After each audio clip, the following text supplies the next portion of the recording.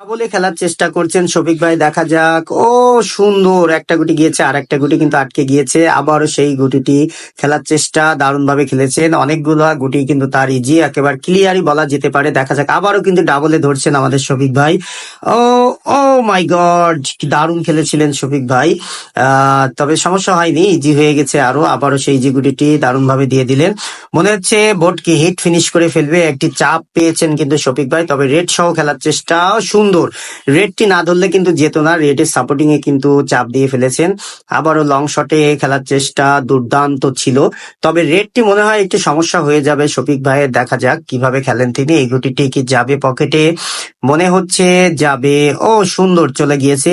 হাতে কিন্তু একটি ব্যাস রয়েছে, তবে সেটি সম্ভবত কভার দেওয়ার জন্য রেখে দিয়েছেন। হ্যাঁ, শফিক ভাই দেখিয়ে দিচ্ছে যে কোনটা কোন পকেটে যাবে। রেড এই পকেটে, আর থার্ড পকেটে সাদাটা। ও ও গিয়ে নো, অল্পের জন্য